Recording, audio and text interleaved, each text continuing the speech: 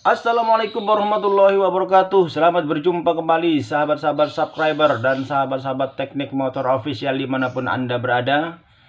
Pada kesempatan kali ini kita akan mempelajari tentang sistem kelistrikan pengapian arus listrik DC atau arus listrik searah untuk sepeda motor GL Pro Neotech dan Shogun 110 atau Shogun Kebo. Dalam sistem kelistrikan ini, komponen yang diperlukan adalah spool pengisian, kemudian kiprok, lalu ada kunci kontak, fuse yang pertama, kemudian aki, lalu terdapat juga fuse kedua atau sekring ini, kemudian terdapat juga CDI, lalu terdapat juga pulser, terdapat juga coil, dan terdapat busi. Itulah komponen-komponen yang diperlukan dalam sistem kelistrikan arus listrik DC untuk motor GL Neotech dan Shogun 110 ini. Adapun fungsi dari masing-masing komponen ini, yang pertama, spool pengisian berfungsi sebagai alat sumber arus listrik atau power supply, di mana sumber arus listrik yang dihasilkan oleh spool pengisian ini adalah kabel arus listrik positif dan arus listrik negatif. Lalu untuk fungsi dari kiprok atau regulator ini berfungsi sebagai penyearah arus listrik atau perubah arus listrik AC menjadi arus listrik DC. Kemudian kunci kontak ini berfungsi sebagai engine stop, sebagai pemutus kerja mesin, di mana dia cara memutusnya adalah dengan cara memutus aliran arus listriknya. Nah, di sini akan terputus dan bisa juga tersambung.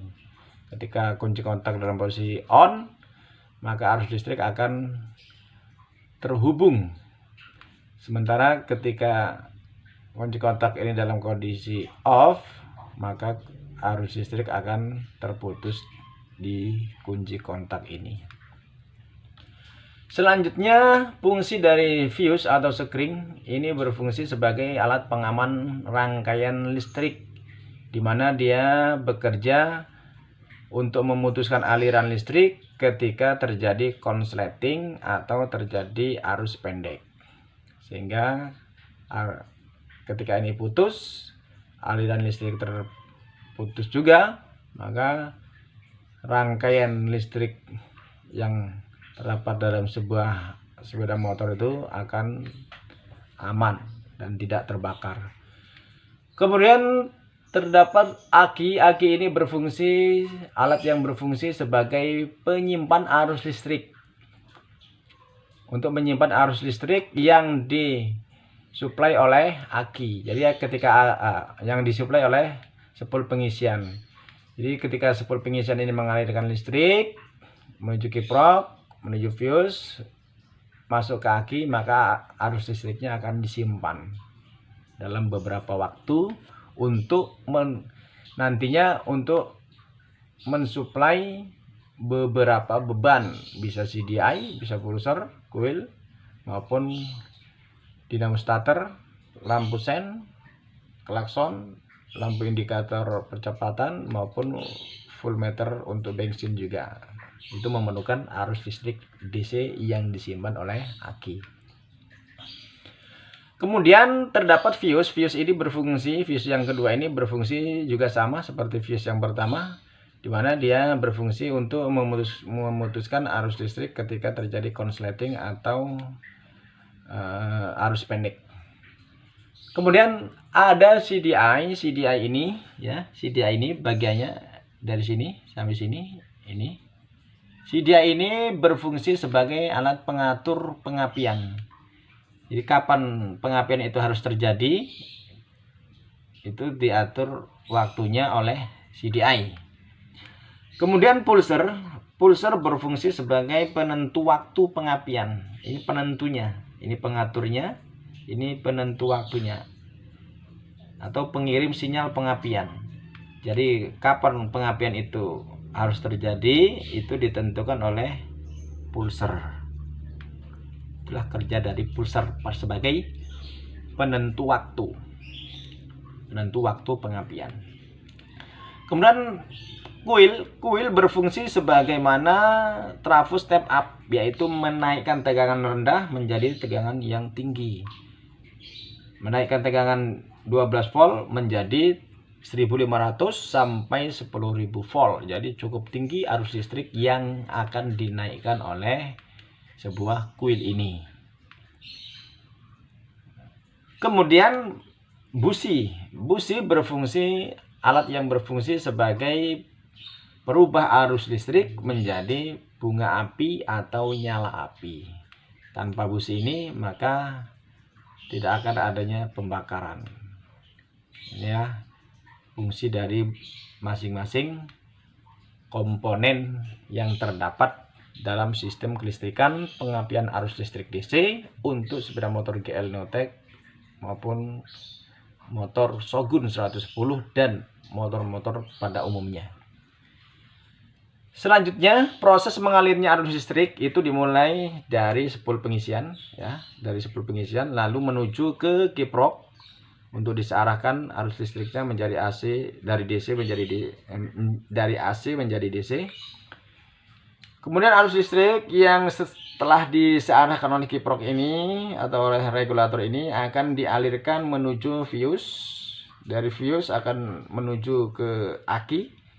Dari aki arus listrik akan disimpan sebesar 12 volt ya tegangannya.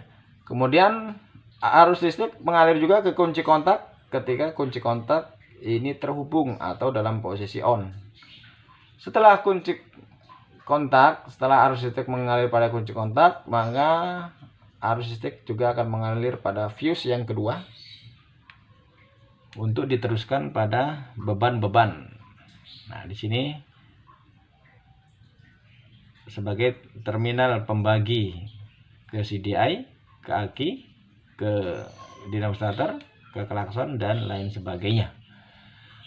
Setelah arus listrik mengalir dari fuse ini kemudian menuju pada CDI. Nah, arus listrik yang mengalir pada CDI ini akan terbagi ke pulser, kemudian outputnya akan terbagi ke kuil dan pada akhirnya ke busi. Nah, setelah arus listrik mengalir pada CDI, maka CDI akan bisa bekerja untuk menjadi pengatur waktu pengapian. Kapan pengapian itu harus terjadi, ini harus diatur oleh CDI. Setelah itu, setelah arus listrik mengalir pada CDI kemudian mengalir pada pulser, di sini pulser setelah teraliri arus listrik, maka dia akan bekerja untuk menjadi penentu waktu pengapian. Kapan pengapian itu harus terjadi, pengapian pada busi ini terjadi, kapan busi ini harus menyala atau tidak, ini ditentukan oleh kerja pulser. Setelah pulser bekerja, maka pulser akan mengirimkan sinyal pengapiannya,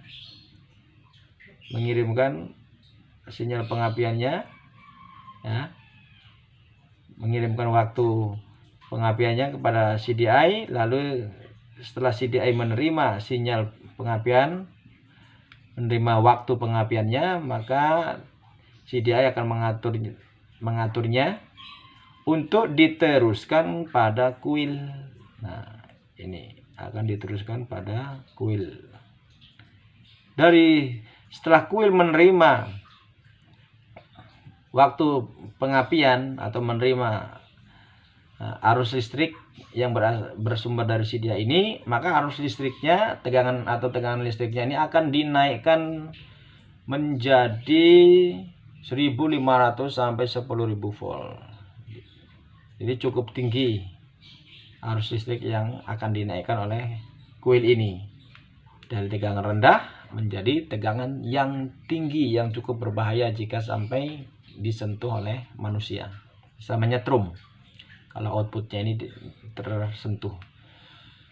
Setelah arus listrik dinaikkan oleh kuil, maka kuil akan meneruskan arus listrik yang besar itu pada busi. Nah, inilah busi yang bekerja untuk merubah arus listrik menjadi nyala api atau bunga api, sehingga motor itu bisa terjadi pembakaran. Tanpa busi, maka arus listrik itu tidak bisa menjadi bunga api. Nah, ketika busi menyala, maka terjadilah pembakaran di ruang bakar, yaitu di blok di antara silinder blok, silinder head, dan silinder dan blok silinder.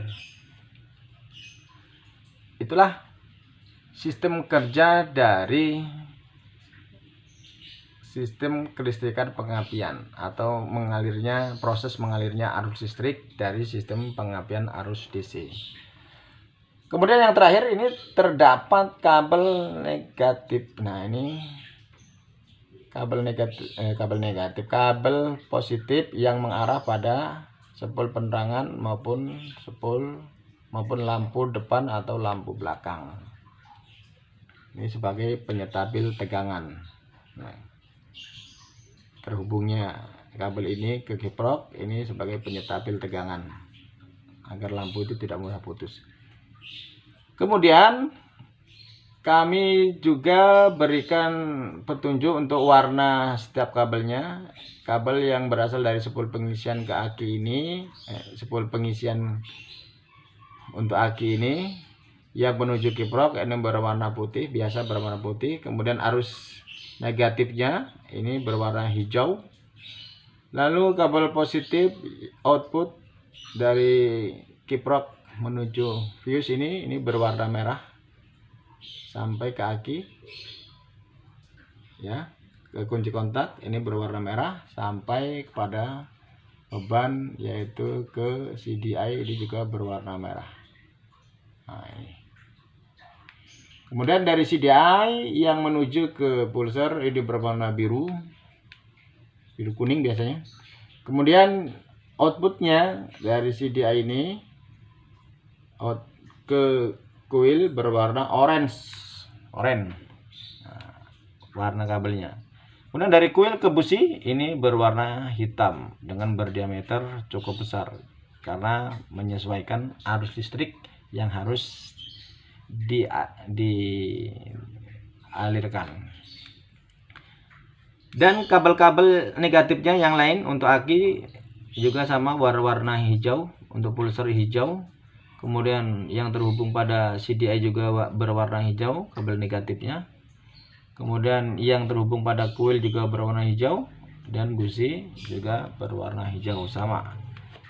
Termasuk untuk yang ke ground atau ke bodi motor ini juga berwarna hijau. Untuk itulah warna-warna dari kabel. Sedangkan kabel yang menuju spol penerangan dan lampu depan belakang ini berwarna kuning. Selanjutnya kami juga berikan tanda panah sebagai tanda arah mengalirnya arus listrik, yaitu dimulai dari spol pengisian ini dari kiprok, dari kiprok ke atas ini panahnya nih. Nah, panahnya menuju ke aki, dari aki naik lagi juga ke fuse, dari fuse ke CDI, dari CDI ini ke pulser ini tanda panahnya nih. Kemudian arus listrik mengalir pada kuil ini tanda panahnya. Dari kuil ini menuju ke busi. Sementara itu untuk kabel negatif itu juga sama, arah mengalirnya arus listrik dimulai dari spol pengisian ini tanda panahnya menuju ground, menuju kiprok, menuju aki, kemudian menuju pulser, pulser, kemudian menuju pada CDI, kemudian menuju panahnya nih menuju ke kuil, kemudian menuju ke busi. Inilah tanda arah mengalirnya arus listrik. Selanjutnya kami juga berikan petunjuk untuk cara pemasangan kiprok, ya. Ini terdapat kotak kecil ini kotak kecil ini sebagai petunjuk posisi untuk memasang soket kiprok dan soket kabel kiprok. Maka jangan sampai salah cara memasangnya. Adapun posisi, sehingga dengan ada tanda ini kita akan bisa menentukan posisi kaki kiprok ini. Ini kaki kiprok ini pun sudah seperti ini. Ini tidak boleh salah. Dengan cara memperhatikan tanda kotak kecil ini. Kemudian kami juga beri petunjuk untuk CDI.